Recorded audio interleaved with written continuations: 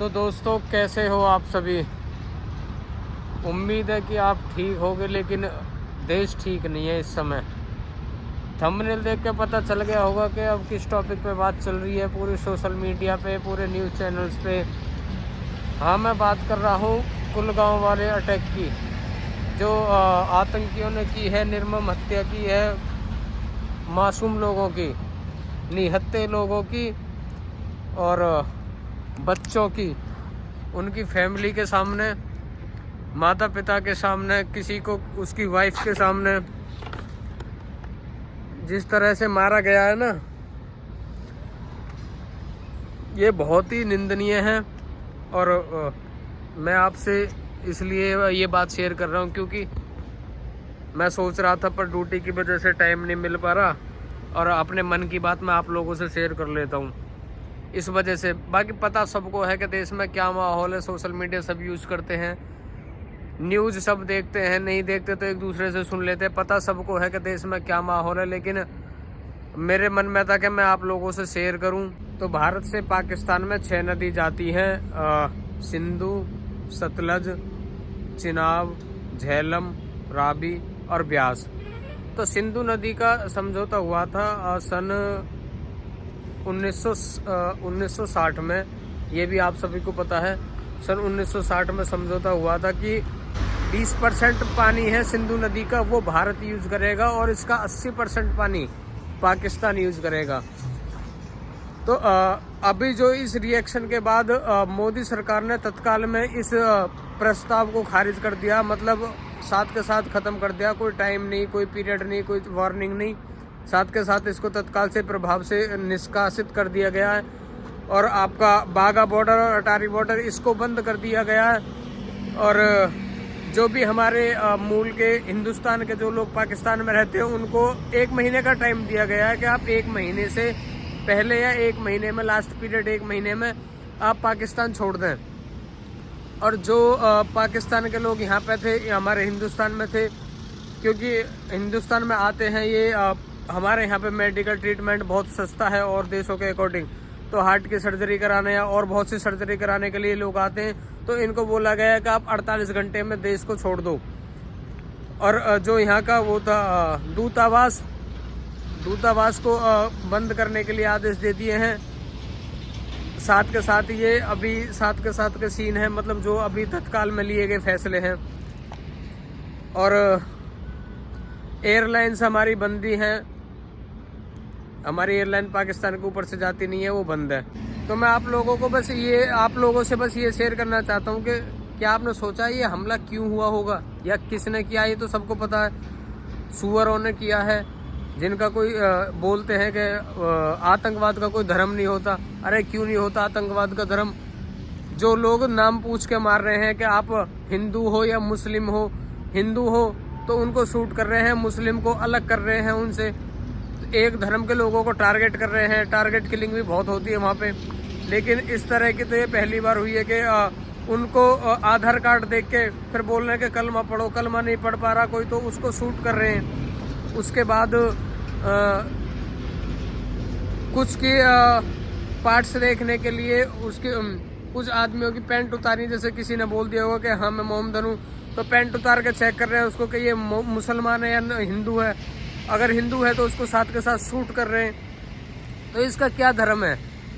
धर्म क्यों नहीं है इसका? ये आप लोग मुझे कमेंट में बताओ कि इसका धर्म है या नहीं है।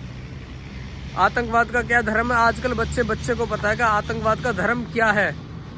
तो बस मैं आप लोगों से ये बात शेयर करना चाहता हूँ कि ये टेरर अटैक क्यों हुआ होगा। क्योंकि आजकल जो मेरा मन है, मतलब जो मेरा मानना है, और कुछ मैंने वीडियोस देखी, कुछ चर्चा, ये रियलिटी है कि अब 2016 में हुआ था सर्जिकल स्ट्राइक, 2019 में हुई थी एयर स्ट्राइक। उसके बाद से जम्मू कश्मीर में एक अच्छा बर्ताव आने लगा, टूरिस्ट जाने लगे, जम्मू कश्मीर डेवलप होने लगा। नहीं, आज जम्मू कश्मीर और देशों की तरह, चेन्नई की तरह, मुंबई की तरह डेवलप हो चुका होता, दिल्ली की तरह, लेकिन इन लोगों की वजह से डेवलप नहीं हुआ। ये नहीं चाहते जो पीओके वाले हैं, जो पाकिस्तान के जो और कुछ मिले हुए हैं वहाँ के लोग भी, जो इन्हें शरण देते हैं, तो ये लोग चाहते नहीं है कि ऐसा डेवलप हो। क्योंकि अगर डेवलप हो गया तो फिर ये उनके हाथ से निकल जाएंगे, यूथ जो है उनके हाथ से निकल जाएगी। तो ये मेरे मानने से मतलब मेरा मानना है कि ये टेरर अटैक इसलिए हुआ है कि अब वहाँ पे पर्यटन जाने लगे थे, उनकी इनकम अच्छी होने लगी थी, जो वहाँ के बासिंदे, जो वहाँ के लोग हैं, रहने वाले हैं, उनको उनकी रोजी रोटी अच्छी चल रही थी, उनका खाने पीने का अच्छा जुगाड़ हो रहा था। पहले कोई ऐसा साधन नहीं था क्योंकि बीच में टेरर इतना था वहाँ पे, बहुत ज़्यादा। इस वजह से अब मोदी सरकार आने की वजह से ये बीच में इतना बंद हो गया कि वहाँ पे लोग पर्यटन जाने लगे और वहाँ पे अपना खर्चा मतलब अपना पैसा इन्वेस्ट करने लगे खाने पीने में, कुछ भी लेने में। तो वहाँ के लोगों को रोजगार मिलने लगा, और रोजगार मिलने से किसको दर्द हुआ? जो ये टेरर ग्रुप है या जो पाकिस्तान के लोग हैं उनको दर्द हुआ कि ये सब ठीक चलने लगा है। अब उनको इस चीज़ की ज़रूरत नहीं थी, राइफल उठाने की ज़रूरत नहीं थी, और आपके मर्डर करने की ज़रूरत नहीं थी, टारगेट किलिंग की ज़रूरत नहीं थी इतनी। बहुत ज़्यादा काफ़ी हद तक गिर गया था और टूरिज़्म बहुत बढ़ गया था। तो इसी शांति को भंग करने के लिए टेरर अटैक हुआ है। अब पता है क्या वहाँ पे? अब वहाँ पे कई सालों तक कुछ सालों में अच्छे से जाने लगे थे टूरिस्ट, अब वहाँ कई सालों तक कोई टूरिस्ट झांकेगा नहीं। तो इससे क्या होगा? उनकी जो इनकम थी वो बंद हो जाएगी, वो खाने खराब हो जाएंगे, फिर उनको भूखे तो वो मरेंगे नहीं। फिर उनको पाकिस्तान के जो ये जो दहशतगर्द हैं, ये उनको जाके फिर लालच देते हैं कि ये लो AK-47 लो और अपना पेट भरो, खून से भरो और हिंदुस्तान में तबाही मचाओ, हम आपको ये देंगे। फिर लालच दे के फिर उन गरीब बच्चों को उनको अपनी तरफ कर लेते हैं और फिर उनको ब्रेन वॉश करके और बच्चों के साथ बम के साथ ब्लास्ट हो जाते हैं। वो आपने सब लोग जानते ही हो इस चीज़ को। तो ये था शायद इनका मेन मकसद, शायद नहीं, ये मेन मकसद था इनका कि अगर ये सब चीज़ ठीक हो गया, ये अच्छे से पढ़ने लगे और ये लोग हमारे हाथ से निकल गए, तो फिर जम्मू कश्मीर में फिर हमारा आतंक का फिर माहौल कैसे बनेगा और हमारा जो ये खर्चा कैसे निकलेगा? जो हिंदुस्तान को जो सपना है इनका कि हिंदुस्तान को तबाह करना, वो सपना ये लोग इन लोगों से ये अटैक करवाते हैं और यही लोग इनके हाथ से निकल जाएंगे तो फिर इनका काम कौन करेगा? मेरी एक छोटी सी अपील और है आप सभी से, मतलब मुझे कमेंट में बताएं कि क्या हिंदू कभी एक हो सकता है? जो हिंदू बटा हुआ है, जिसका फायदा आज सब उठाते हैं, वो हिंदू कभी एक हो सकता है क्या? आपको क्या लगता है कमेंट में बताएं। क्योंकि वहाँ पे जो दहशतगर्द थे, उन्होंने ये नहीं पूछा कि आप पंडित हो, आप ठाकुर हो, आप जाट हो, आप वैश्य हो, शूद्र हो, बनिए हो, भोजपुरी हो, बिहारी हो, पंजाबी हो। उन्होंने सिर्फ पूछा कि हिंदू हो और सीधे गोली। हिंदू हो का मतलब सीधे गोली। अब अपने ही देश में आपको यह कहना पड़ेगा, हिंदुस्तान में टैग लगा के घूमना पड़ेगा कि मैं हिंदू हूँ। तो ये गलती हमारी ही है कि हम एक नहीं है। इसीलिए मैंने आपसे पूछा कि क्या कभी हिंदू एक हो सकता है? क्योंकि अगर आप लोग या हम लोग अब नहीं जागे तो फिर आज ये पहलगाम में हुआ, कल ये हमारे मोहल्ले में, हमारे घरों में होगा। वो दिन ज्यादा दूर नहीं है, कुछ सालों की बात है। अगर बीजेपी ना होती ना तो ये हमारे मोहल्लों में होता, हमारे गाँव में होता, हमारी मार्केटों में होता, ये हाल जो आज पहलगाम में हो रहा है। तो सोचने वाली बात है। आप लोग सरकार को ब्लेम कोई ना करे, क्योंकि सरकार ने बोला था कि और सबने बोला था कि इस बार 400 पार, और आपने क्या दिया? 240। और आज के अब सब लोग छोड़ रहे हैं सरकार के ऊपर, मोदी के ऊपर, कि मोदी कुछ करे, मोदी कुछ करे। अरे उसने आपसे 400 पार मांगा था, 400 मांगा था, आपने उसको 240 दिया, कुल 240 सीट दी। अगर आज 400 होता ना तो अब तक रिएक्शन हो चुका होता, बहुत पहले का हो चुका होता रिएक्शन, क्योंकि सारी चीज अपने हाथ में होती। अभी भी अपने हाथ में है, लेकिन सबको साथ लेके चलना पड़ेगा। अब मीटिंग्स चल रही हैं, लेकिन 400 पार होता तो क्या होता? अब तक तो आप ब्रेकिंग न्यूज चल रही होती देखने के लिए कि क्या माहौल है पाकिस्तान का। POK अब तक हमारा हो चुका होता या होने वाला होता। लेकिन इस बात से एक और है कि अगर इस बार कुछ भी मामला छिड़ा ना, जंग छिड़ी या कुछ भी छिड़ा, जैसे एक महीने का टाइम पीरियड दिया गया है, अगर कुछ भी हुआ ऐसा, तो मुझे लगता है कि सच में इस बार POK आ जाएगा।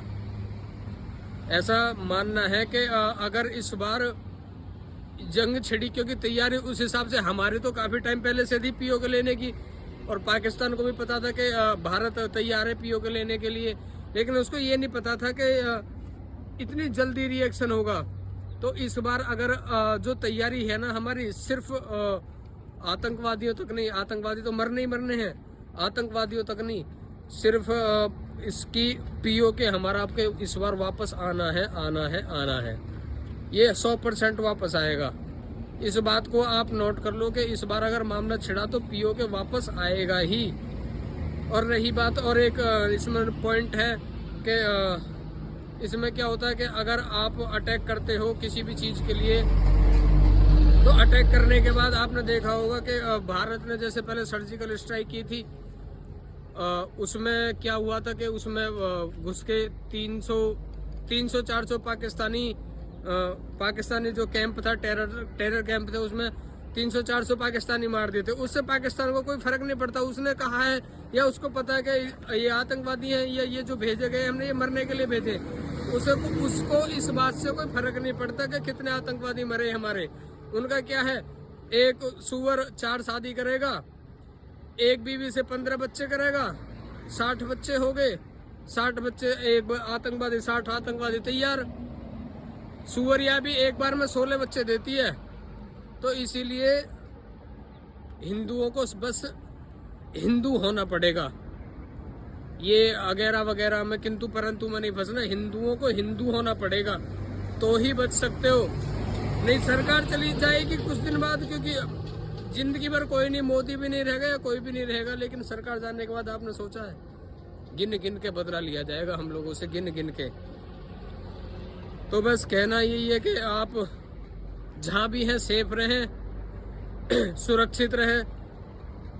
कोई मेरा भाई कहीं देश से बाहर है या कहीं भी है तो तुरंत अपने वतन लौट आए, क्योंकि देश से वहां बॉर्डर पे तो वो लड़ेंगे जिन्होंने वर्दी पहनी हुई है, जो हमारे जवान हैं, लेकिन कुछ ऐसे भी लोग हैं कि जो देश के अंदर भी गद्दार बैठे हुए हैं, उनसे हम सबको लड़ना पड़ेगा, हमको एकत्रित होना पड़ेगा, हमको संगठन बनाना पड़ेगा और हमको हिंदू बनना पड़ेगा। नहीं फिर कलमा सीख लो भैया, अगर हिंदू नहीं बन सकते तो कलमा सीख लो, कलमा सीख लोगे बच जाओगे, सीधी सी बात है। तो आप लोग अपना ख्याल रखें, बहुत ज्यादा ख्याल रखें, और न्यूज देखते रहें, अपडेट लेनी जरूरी है, देश में क्या चल रहा है। हर किसी को सपोर्ट करें जो सनातन के लिए लड़ रहा है, जो देश के लिए लड़ रहा है। हमारे लिए धर्म से पहले देश है, लेकिन कुछ लोगों के लिए उनका समुदाय पहले है, क्योंकि धर्म तो सिर्फ हमारा ही है ना। कुछ लोगों को मानना है कि हमारा देश से पहले समुदाय है, लेकिन हम हैं, हमारा देश पहले है, बाद में धर्म है। अगर देश ही नहीं रहेगा तो धर्म का ही क्या करेंगे, धर्म ही कहाँ बच जाएगा, कौन छोड़ रहा है हमें, अब तो छोड़ नहीं रहा कोई। तो ठीक है, आप लोग अपना ख्याल रखें, तब तक के लिए मिलते हैं किसी नेक्स्ट वीडियो में। जय भवानी।